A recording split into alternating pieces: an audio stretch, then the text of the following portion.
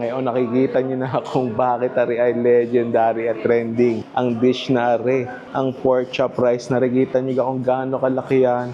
Pero parang scam yata, pork chop rice daw walang kalaki, walang kanin.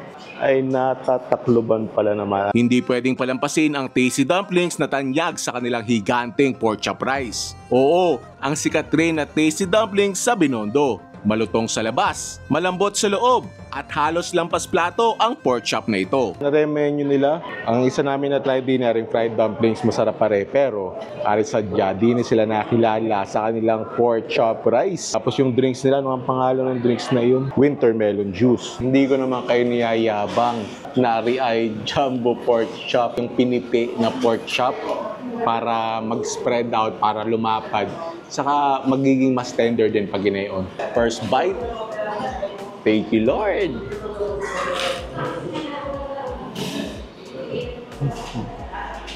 Lutong, init, salty. Tapos para may idea kayo kung gaano na lang kanipis yung pork chop. Yan. Huwag kayong matuturn off dyan.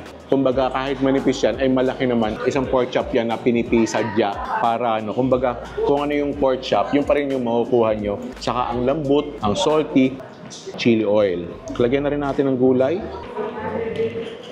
Bagay na bagay talaga sa kanin.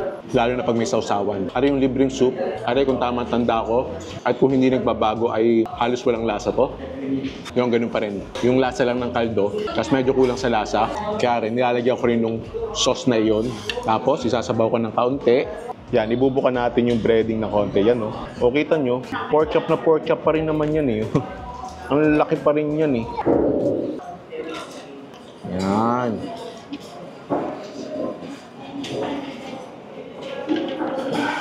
Kung di nyo alam ang lasa na rin, para lang sa gugulaman. Minus na gulaman. So, itong pork chop rice, ang tasty dumplings, kaya siya popular kasi ang laki nga, kakatuwa. In the days of social media na nagtitrending itong mga malalaki, magandang i-post, talagang social media friendly siya. Saka masarap din, sulit, complete meal, may gulay ka na, may soup ka pa. Ay siyating may kung napapaibig!